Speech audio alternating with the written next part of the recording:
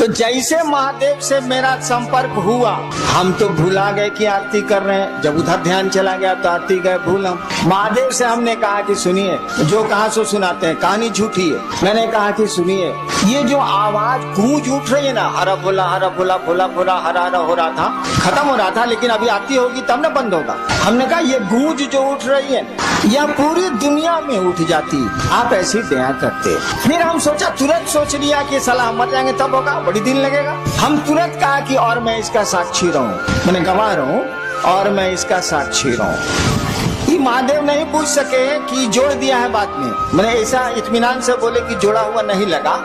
हालांकि बाद में हमको याद आया कि अरे साला इसमें तो दूसरा साल लग जाएगा, तब हम क्या करेंगे। हम तुरंत कहा कि और मैं इसका साक्षी। वो नहीं पकड़ पाए। पकड़ने के लिए 10,000 साल के बाद क्या सोचिएगा, ससुरा पकड़ लेगा, लेकिन उसको फुर्सत यही काम है कि पकड़ते चलेगा। पकड़ने के लिए तो शिव 10,000 साल के बाद आप क्या सोचेंगे शिव जानते हैं, लेकिन उसको दूसरा काम धाम नहीं है। हम लोग क्या सोचते हैं, वही सोचते रहता है। साला हम तो सोच भी नहीं करते हैं कि आप क्या सोचते हैं। तो महादेव को फुर्सत है कि सोचता है कि हैनान का सोच रहा है। साला एक इतना अरब आदमी है, दूसरे ग्रहों पर भी आदमी है, का सोच रहा है। महादेव सोचेगा तो उसका अकिल फट नहीं जाएगा, सोच भी नहीं करता।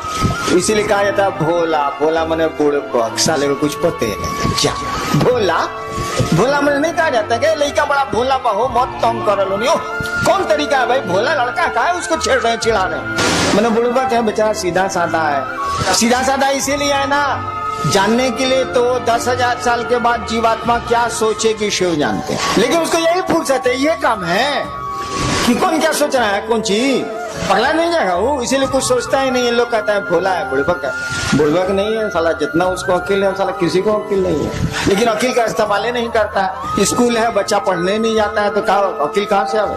तो हमने कहा कि देखिए ये गूंज जो उठ रही है ना, पूरी दुनिया में उठ जाए, आप ऐसी दया करिए।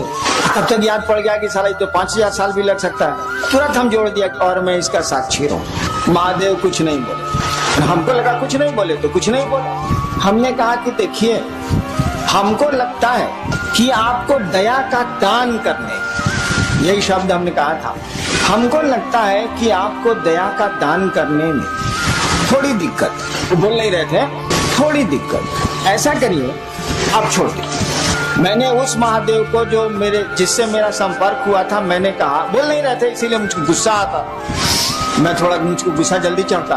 हमने कहा हमको लगता है कि आपको थोड़ी दिक्कत है दया का दान करने, आप छोड़, हम कर, आप काला दिक्कत लीजिएगा, हम कर।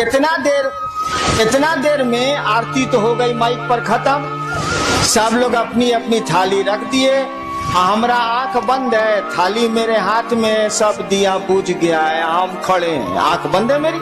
सब लोग खड़ा है कि साहब आप थाली रखें तब ना, सब दिया तो बुझ गया, थाली रखें तब ना।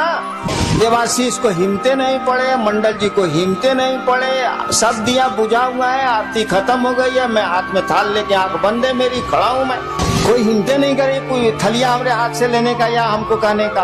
मेरे बड़े लड़के ने मेरी थाली को पकड़ लिया। उनका कहना था कि आपकी थाली भारी थी और कांप रही थी, तो दिमाग उधर था तो थाली, शरीर काम नहीं कर रहा तो थलिया कांप रही थी, तो थाली गिर नहीं जाए मेरे हाथ से, तो मेरे बड़े लड़के ने हाथ बढ़ा के थलिया को पकड़ लिया। जैसे थाली पकड़ी मेरी आंख खुल गई। देखिए अहबाब ने क्या कहा उसकी व्याख्या सुनिए। महादेव से तो इतना ही कहा इसीलिए, लेकिन हमने कहा इसीलिए कुछ सोच के कहा हुआ। हमने कहा कि आपको दया का दान करने में थोड़ी दिक्कत है, छोड़ दीजिए, हम कर लेंगे। क्यों मैंने ऐसा कहा? अरे बाबूजी खेत नहीं जोतेंगे तो हम छोड़ देंगे। अगर मेरे पिता खेती नहीं करेंगे और मेरी जमीन पड़ती रहेगी तो मैं छोड़ दूंगा कि करूंगा? महादेव दया नहीं करेंगे, उनको मेरे गुरु हैं, उनसे मेरा अपना संबंध है, वो दया नहीं करेंगे तो हमको पात्रता है कि नहीं, हमको शक्ति है कि नहीं, मैं और काम कर सकता हूँ तो शिव का कार्य क्यों नहीं कर सकता? क्या जरूरत है आपके दया की, रखिए अपने पास आप। मैंने कहा कि आपको लगता है कि थोड़ी दिक्कत है, आप छोड़ दीजिए, मैं कर लूंगा। और मेरे मन में उनके सामने जो बोले नहीं आप, उनके सामने जो मेरे मन में व्याख्या आई यही थी कि मैं आपका चेला हूँ और आपको कोई अधिकार नहीं हमको चेला की कुर्सी से हटा देने का, और जब तक अधिकार नहीं है और जब तक मैं चेला हूँ मुझको शक्ति है। मैं सरकार में ज्वाइंट सेक्रेटरी था, अगर मुख्यमंत्री जी नाराज हो जाए तो क्या हमारा बिगड़ेगा? जो हमको पावर है कानून